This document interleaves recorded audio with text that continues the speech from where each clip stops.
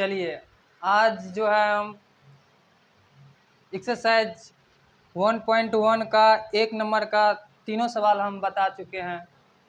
अब जो है अगला सवाल पर चलते हैं, जो 2 नंबर का सवाल हम बताएंगे। चलिए आप लोग के पास अगर बुक है तो क्वेश्चन को अच्छे से रीड कर लीजिए। तो चलिए हम एक बार देखते हैं क्या लिखा हुआ है। दर्शाए कि कोई भी धनात्मक विषम पूर्णांक 6q+1 या 6q+3 या 6q+5 के रूप का होता है जहां q भी पूर्णांक है। चलिए हम तो पढ़ लिए हैं, आप लोग भी पढ़ लीजिएगा और इस सवाल को हम अभी सोल्व कर रहे हैं। ठीक, 2 नंबर का सवाल है। चलिए 2 नंबर में क्या करना है तो हम अभी बताते हैं, आप लोग ध्यान दीजिएगा। 2 नंबर में करना क्या है, इसमें मानना पड़ेगा। ठीक, तो क्या मानेंगे इसमें, और बुक मेरे हाथ में है, बुके से हम भी बनाएंगे।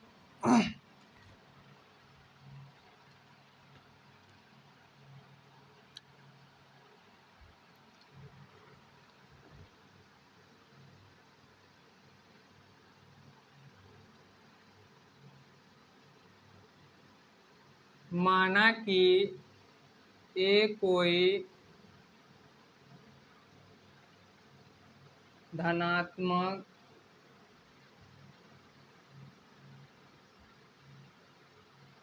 पूर्णांक है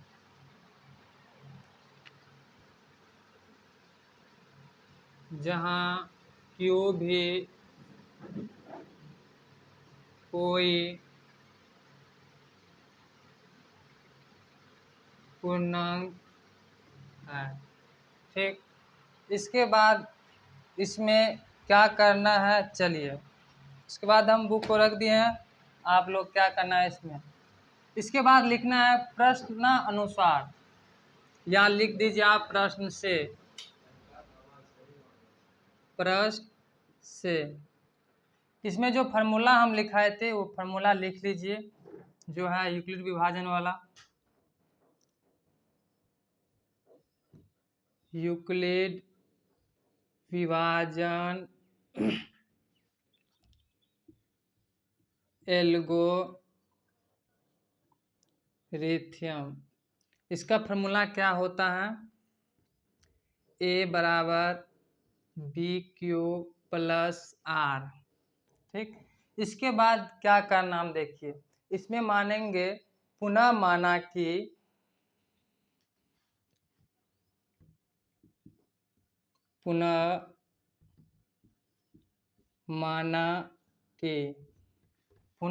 कि इसमें b बराबर दिया हुआ है बुक में। b बराबर कितना दिया हुआ है देख लेते हैं। b बराबर दिया हुआ है 6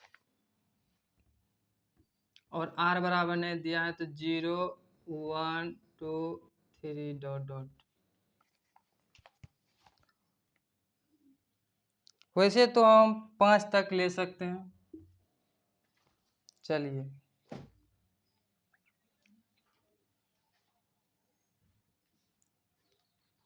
बनाते हैं। चूँकि r बराबर 0, फार्मूला पर सेटिंग कीजिए, a बराबर BQ+R। a का वैल्यू नहीं है तो a दे दीजिए। b का कितना है 6 और q का नहीं दिया हो तो q, r का मान है 0, इसीलिए a बराबर 6q। चलिए साइड में हम बना देते हैं इसको, और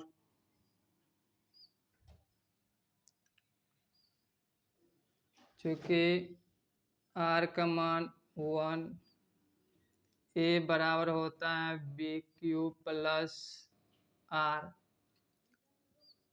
a का मान नहीं दिया हुआ है और b का मान है 6, तो 6 दे दीजिए। q का मान नहीं है, q लिख देंगे, और r का मान माने है 1 दे दिए।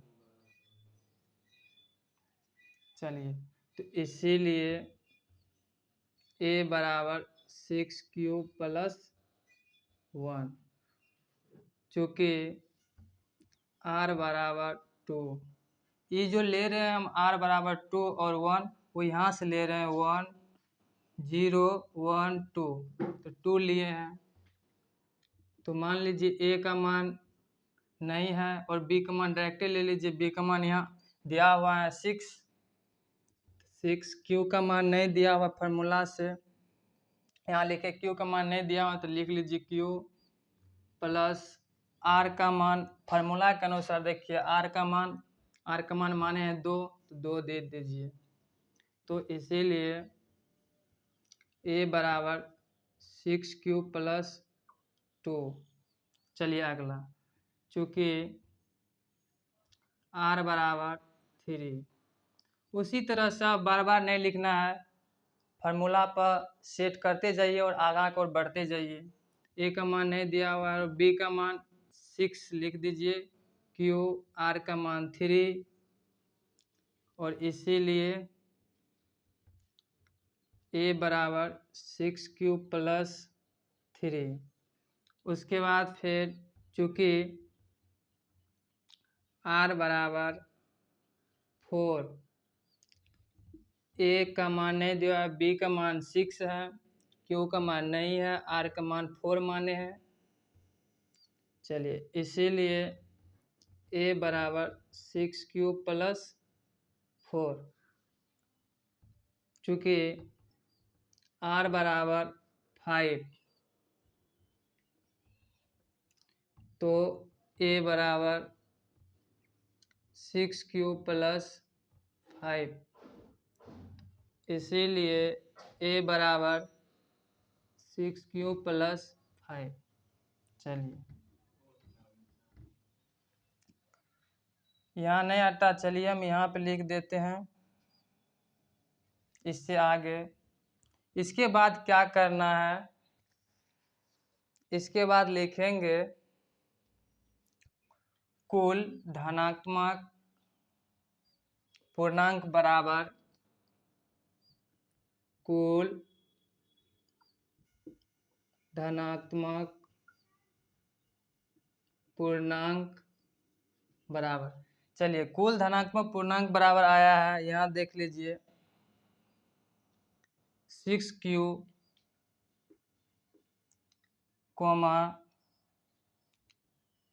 6q+1 जो यहाँ आया है, उसके बाद 6q+2 जो यहाँ आया है, 6q+3 जो यहाँ आया है, और 6q+4 जो यहाँ आया है, एंड लिख देंगे 6q+5 जो देखिए यहाँ आया है। यही हो गया इसका आंसर। चलिए इससे आगे और भी है, और भी आगे आंसर हो सकता है, यहाँ तक आपके बुक में मिल जाएगा आंसर। इसके आगे हम थोड़ा और बता देते हैं।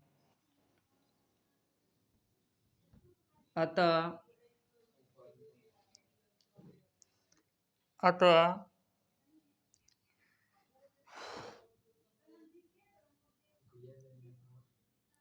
धनात्मक विषम पूर्णांक बराबर क्या होगा, 6q, 6q+1, 6q+3, 6q+5, यही होगा आंसर। वैसे आपको एनसीईआरटी बुक में यहीं तक होगा आंसर, और ये अपने मन से लिखे हैं। चलिए आप लोग समझ गए होंगे, हम आगे की ओर चलते हैं। नहीं समझे हैं तो एक बार हम फिर से बता दे रहे हैं।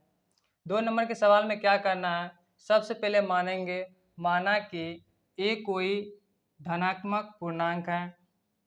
उसके बाद जहाँ क्यू भी कोई पूर्णांक है। उसके बाद मानेंगे प्रश्न से यूक्लिड विभाजन एल्गोरिथ्म, इसका जो फॉर्मूला होता है ए बराबर बी क्यू प्लस आर होता है।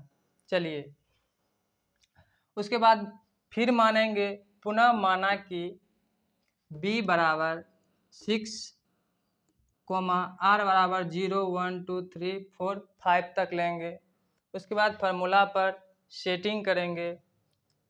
चूँकि r बराबर 0 यहाँ से लिए हैं, उसके बाद a का वैल्यू नहीं दिया हुआ है और b का वैल्यू देखिए 6 दिए हुए हैं, तो b के स्थान पर 6 दे दिए। q का वैल्यू नहीं है तो q लिख दिए। r का वैल्यू 0 है तो 0 लिख दिए। a का वैल्यू तो a बराबर लिख दिए 6q। उसके बाद यहाँ चलना है, r बराबर 1 है तो a का वैल्यू नहीं है तो a दे दिए, b का वैल्यू 6 तो 6 दे दिए, q का वैल्यू नहीं है तो q दे दिए हैं, प्लस में r दे दिए हैं। चलिए b का वैल्यू 6 है, q है और r का वैल्यू 1 दे दिए हैं, तो इसीलिए a बराबर 6q प्लस 1 हो गया। तो r का मान यहाँ, इसी तरह से हम फार्मूला बैठाते गए हैं। इसके बाद आपको जो रिजल्ट आया है यहीं तक आया है, आप लोग एनसीईआरटी बुक में देख लीजिएगा। और हम आगे की ओर चलते हैं, 3 नंबर का सवाल बताते हैं। अब हम मिटा दे रहे हैं, इसको क्लीन करते हैं। मिटाने वाला किधर गया? चलिए हम मिटा दे रहे हैं। अब अगला सवाल बताएंगे।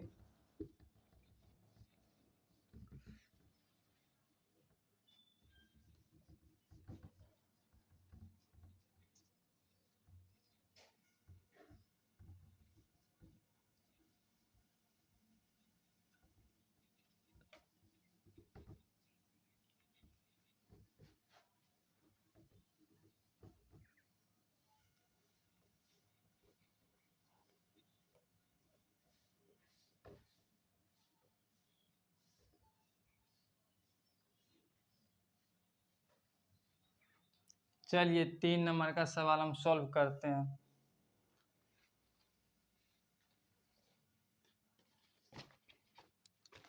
तीन नंबर में है कि किसी भी सदस्य 32 सदस्यों वाले एक आर्मी समूह की संख्या और स्तंभवार।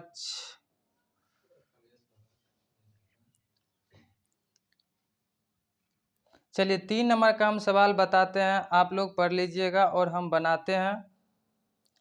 जिसमें सेना और आर्मी और टुकड़ी की बात कर रहे हैं, सदस्यों की बात कर रहे हैं, इसमें समूहों की बात कर रहे हैं जो एक साथ रहते हैं, और स्तंभों की अधिकतम संख्या क्या है जिसमें निकालना है।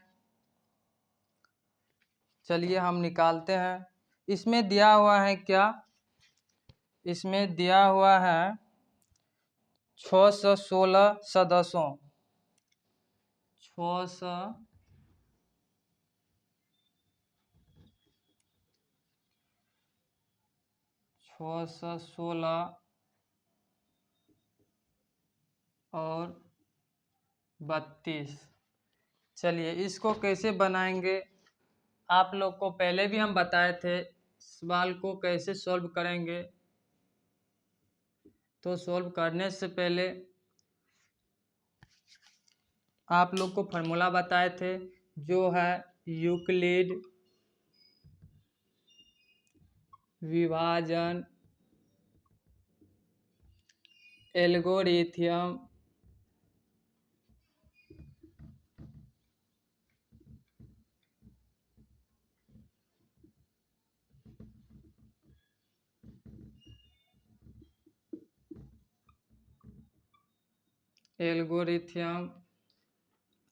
इसका फार्मूला होता है ए बराबर बी क्यू प्लस आर।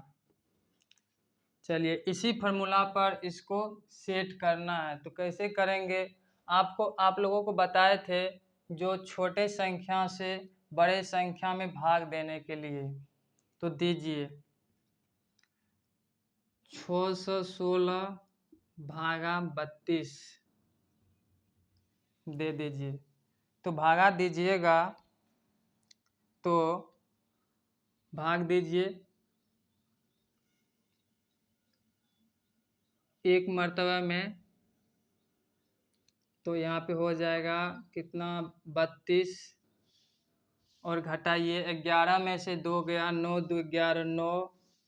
उसके बाद यहाँ बच गया कितना 5 5 में से 3 जाएगा 2। उसके बाद उतार दीजिए 6 200 हो गया 96। ठीक, अब लग जाएगा 9 मरतबे में 9 मरतबे दीजिए। 9 दूना 18 और 9 तिया 27 1 28 घट के बच जाएगा 8 दूना 16 ये कट जाएगा। चलिए इसको क्यों से सूचित करते हैं, इसको ए से करते हैं, इसको बी से करते हैं और इसको आर सूचित करते हैं। उसी तरह से इस पे बैठा दीजिए। ए का वैल्यू कितना है 616 616। बी का कितना है 32। क्यू का कितना है 19 और आर का कितना है 8। ठीक, उसके बाद क्या करना है, जैसे आप लोग HCF बनाते हैं उसी तरह से हम भी इसको बनाते हैं। तो 8 से 32 में दीजिए, तो 8 चौक 32 4 मरतबे में पूरा 0 0 हो जाएगा। उसी तरह से इस पे बैठा दीजिए। इसको ए मान लीजिए, इसको बी मान लीजिए।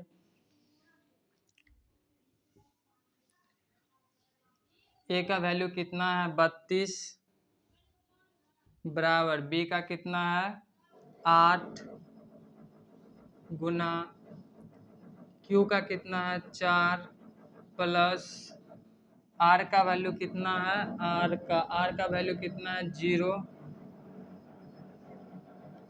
तो इसीलिए HCF बराबर 8 आंसर। चलिए इसमें और थोड़ा हिंदी में लिख देते हैं, क्या देख लेते हैं बुक में क्या कर रहा है। इसमें बोल रहा है स्तंभों की अधिकतम संख्या, तो क्या लिखेंगे,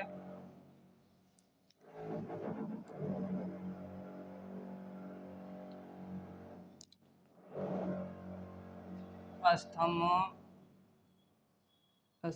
की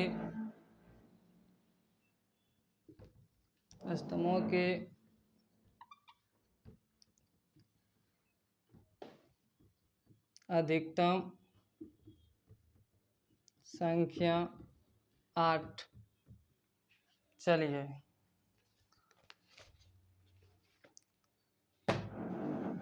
आप लोग बताइए जो समझ में आया, नहीं आया तो हम फिर के बता दे रहे हैं।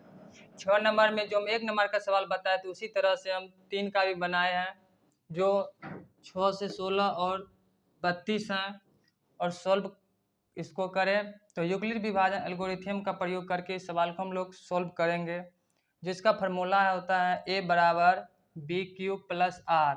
चलिए उसके बाद क्या करेंगे, आप लोग को बताए थे कि बड़ा वाला संख्या में छोटे संख्या से भाग देंगे। तो भाग हम यहाँ पे दिए हैं। भाग कैसे दिए हैं, 32 से भाग दिए हैं तो एक मरतबा में 32 आ गया, घट के 29 आ गया और 6 उतर गया 296। और 32 में फिर हम 9 से गुना किए, 9 से गुना किए तो आ गया 288 और घट के कितना बच गया 8। उसी तरह से हम फिर इसको सवाल पर बैठा दिए हैं। तो ए का वैल्यू कितना है 616 और बी का वैल्यू कितना आया 32, तो 32 दे दिए। और क्यू का वैल्यू कितना है 19 दे दिए। और आर का वैल्यू कितना आया तो 8 आया, तो 8 दे दिए हैं। उसी प्रकार से हम लोग बैठा दिए सवाल पर, इसका जो आंसर आया है 8 आया। स्तंभों की अधिकतम संख्या कितना आया 8। चलिए आप लोगों को समझ में आ गए होंगे तो लाइक करें, फॉलो करें, चैनल को सब्सक्राइब जरूर करें। इसी